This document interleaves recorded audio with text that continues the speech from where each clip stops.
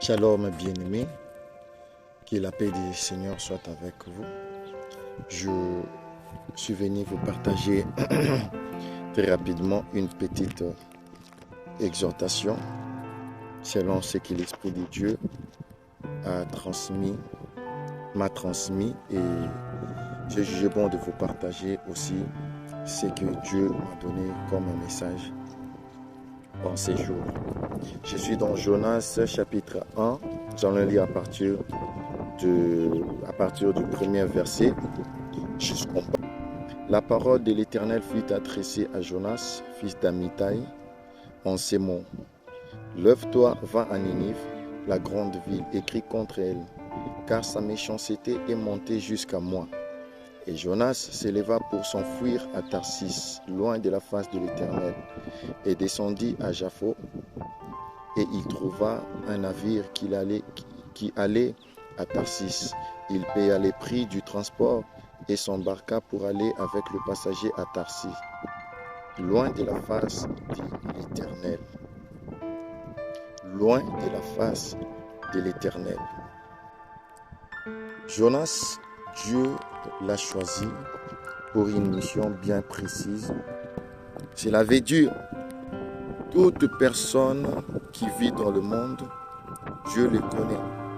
Dieu connaît tout le monde, même toi qui me regardes, Dieu te connaît. Dieu te connaît par ton nom, Dieu te connaît par tes œuvres. Il connaît toute ton identité, il connaît toute ton histoire. Il connaît tout ce que tu fais, il connaît ce que tu es capable de faire et il sait ce que tu n'es pas capable de faire. La cause de la chute de beaucoup de personnes, c'est juste parce que Dieu les a choisis, mais eux, ils sont en train de fuir l'appel de Dieu. Lorsque Dieu dit à Jonas d'aller crier vers Ninive, Dieu ne regardait pas toute la grandeur de cette ville de Ninive. Dieu voulait à tout prix que son message puisse parvenir à cette grande ville.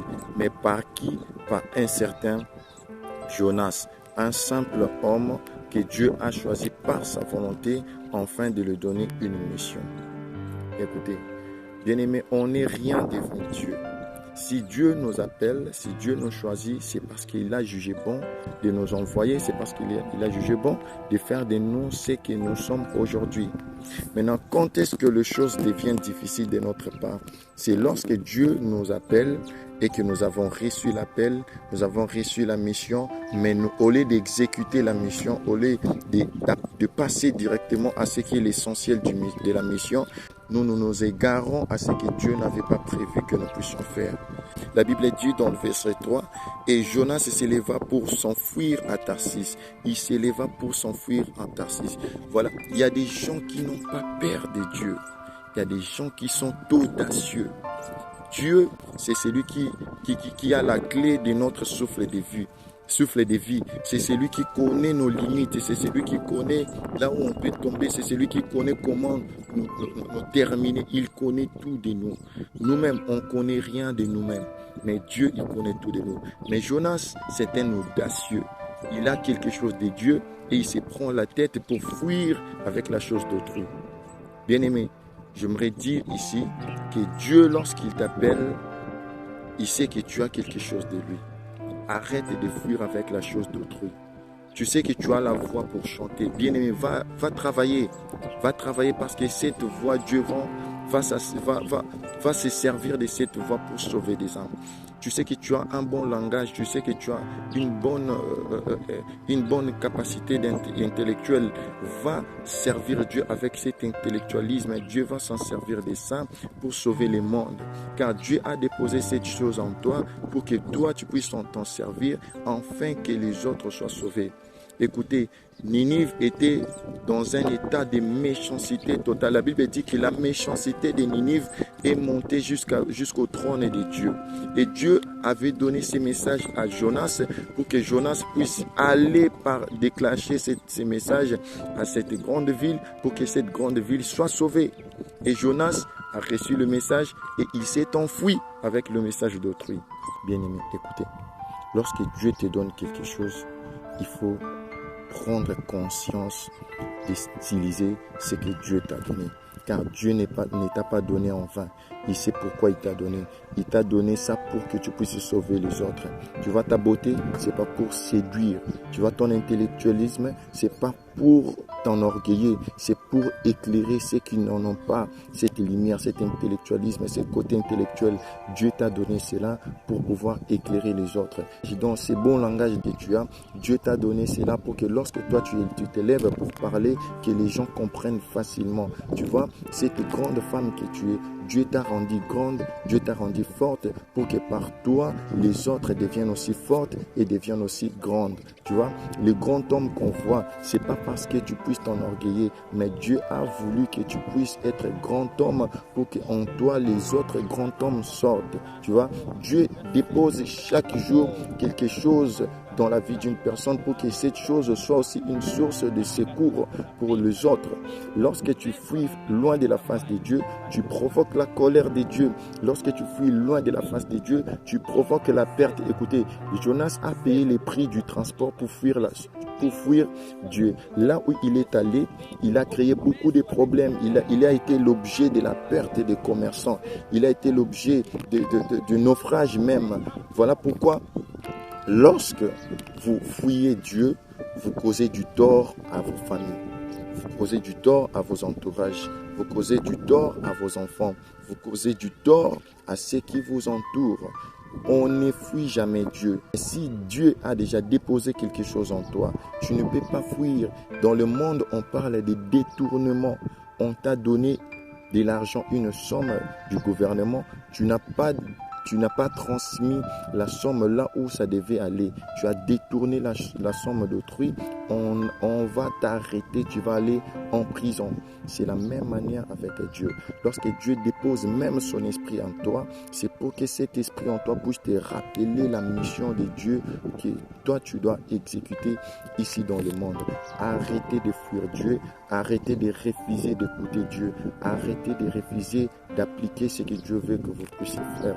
Arrêtez de vous compliquer la vie, car lorsque vous fuyez loin de la face de Dieu, vous provoquez la perte. Voilà pourquoi vous perdez vos enfants. Voilà pourquoi vous perdez vos travail. Voilà pourquoi vous perdez vos biens les plus précieux, parce que vous fuyez loin de la parole de Dieu. Vous fuyez loin de Dieu.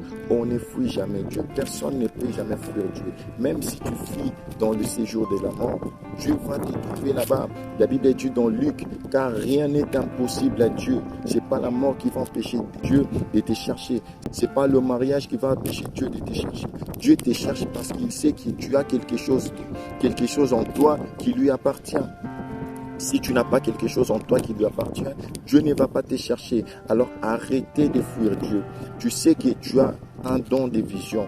Travaille avec la prière, travaille avec la méditation, prie au Saint-Esprit de t'ouvrir encore grandement. Demande au Seigneur de t'amener trop loin avec ses dons, parce qu'avec ses dons, Dieu va faire de toi un radar pour ta famille. Si tu sais que tu as un don de la connaissance, travaille avec la méditation, la lecture de la parole de Dieu, travaille avec la vie de la prière, car cette connaissance va sauver les autres. Bien-aimés, arrêtez de fuir loin de la face de Dieu. L'une des choses que Dieu avait, j'aimerais dire, la première chose, la seule et l'unique chose que Dieu a demandé à Abraham avant de le bénir, il lui a dit dans Genèse chapitre 17, verset 1 jusqu'au verset 3, il lui a dit, marche devant ma face et je te bénirai. Tu vois, lorsque tu marches devant la face de Dieu, Dieu va te bénir. Mais lorsque tu fuis loin de la face de Dieu, Dieu va te faire perdre tout ce que tu as. Les enfants, tu le perdras. Ton mari, tu le perdras. Ta femme, tu la perdras. Ta maison, tu la perdras. Tes voitures, tu perdras.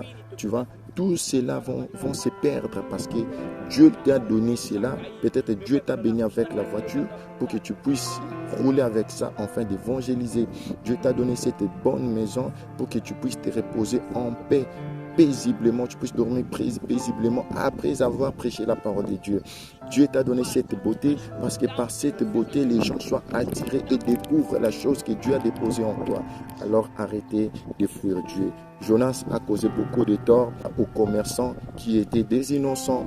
Leurs marchandises étaient noyées dans l'eau. Pourquoi? Parce qu'ils cherchaient comment fuir la colère de Dieu. Or, la cause, c'était Jonas qui avait la chose de Dieu en lui et voulait fuir avec. Arrêtez de détourner Dieu et ne fuyez pas loin de la face de Dieu, car la colère de Dieu sera sur vous. Que l'Éternel vous bénisse.